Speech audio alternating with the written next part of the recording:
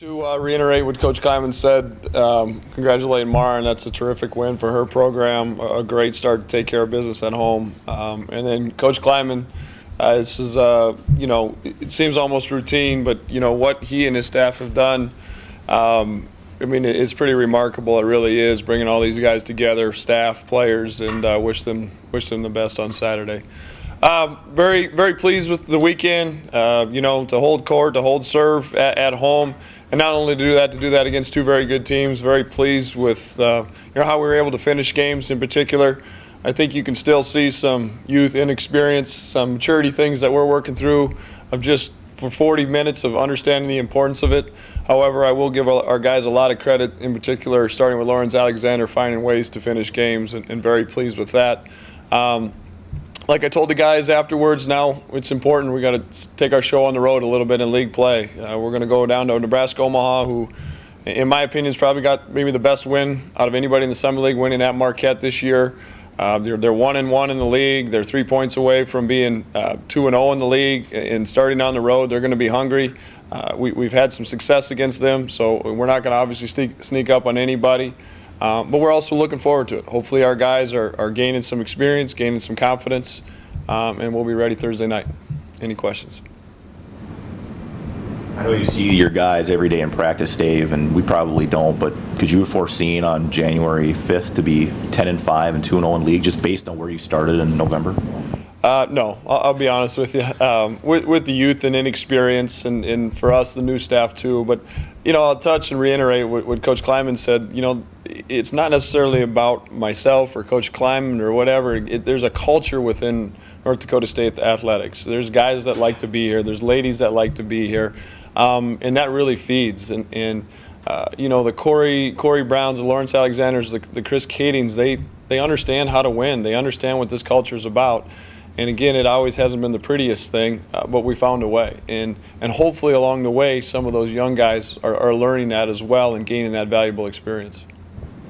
Winning on the road is always kind of tough, but they say if you want to have success, you've got to win at least half of them. Have you guys found something maybe that you're touching on that you're going to point out as you guys had on the road here? I wish I could say we had, Beth. Again, this is AJ's third game back.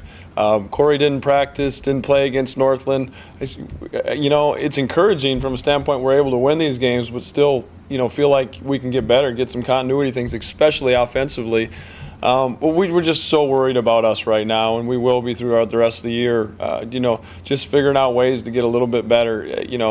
We've got to be good again defensively. Omaha is a high up-tempo team, and we've got to limit their opportunities in transition. A lot of that starts with our offense. If we're taking bad shots, if we're turning it over, they're going to be exceptional in transition. And so it's a total part that we've got to continue to build here.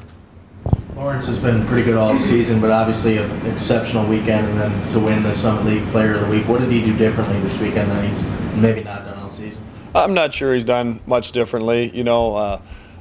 Lawrence's humility, how hungry he is, he just kind of does what he needs to do. And Wes tweeted it out on our account, and I didn't realize it until the game. The last 14 minutes, 24 points, 5 for 5 from the line, 6 for 7 from the field, 5 for 6 from 3. I don't have a better word, but those are just stupid numbers. That kid just wasn't going to get beat that night, and that's what he is, and that's who he's been the last 3 years. He really has. Sometimes you get on him because he defers early, this and that, but I said it in the post-game press conference. After the game, I'm looking at my sheet, what are we going to run? And I said this, and I kind of look up and look around. I see him. I'm like, okay, I'm going to win or lose with him, and with the ball in his hand, and he deserves that. You mentioned a work in progress all year. Has the progression happened a lot faster than you thought? From a wins and loss standpoint, it has, Dom. Yeah, again, to say that we'd be 10-5 with this group, and 2 of those 5 losses being against a really good Texas team, a really good Iowa team, we're pleased. At the same time, as soon as you get pleased and complacent, you'll get tracked, especially in this league. Fort Wayne, who's picked to win the league, is 0-2 right now.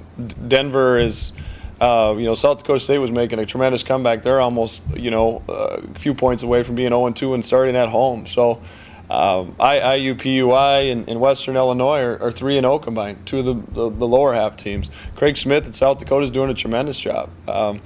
This league, I've never seen it the parity, and I think that's what we're going to have. A game that's going to come down to the last 3, 4, 5 possessions every night. How much did you have Dexter Warner watch Marshall Bjorklund the last couple of years when he was kind of sitting waiting for his chance? I don't think you ever sit down and say, hey, Dex, watch Marshall. Because if you really get down to it, their games are completely different. Marshall's taller, better back to the basket, where, Dexter's, for lack of a better term, he's unique. He can go off the bounce a little bit better. I think, as he continues to develop his game, he's got a better perimeter shot than Marshall. But you also sit there, and Dexter's a smart kid. I mean, he's seen the success that we've had, that Marshall's had, and maybe hopefully picked up on some of his work habits. Just the little ins and outs. To my wildest dreams, I never thought I'd be running plays for Dexter Warner late. But as the credit, we ran him for him, and he delivered late. And that's a credit, because he obviously learned something from not only Marshall, but the rest of our guys. How much has the team rebounding aspect helped you guys? Because you just look at the numbers, and everyone is in there 4 or 5 rebounds per game. Well, I think that's what, that was a big concern going into this year with our size or lack of it, is how we were going to, compete on the glass. And we haven't competed to the level that ultimately I want our program to be at, where we're up 5, 6, 7 a game.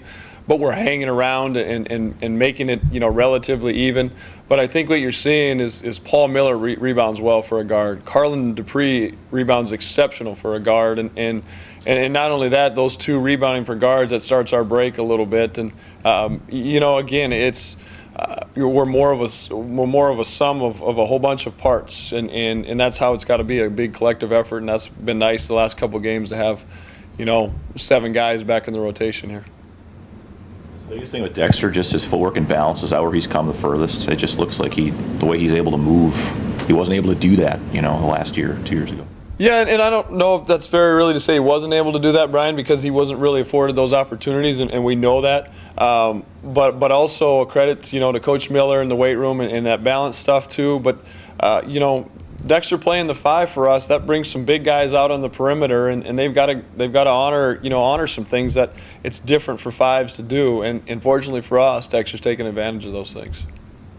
Have you talked with any opposing coaches that you've played about why their teams seem to struggle shooting to start? South Dakota State had struggles. I know a lot of other opponents have had struggles. Is Shields Arena turning into a nice home court advantage for you guys? I'll be the last one to know why they're struggling. They're not going to tell me anything like that, no.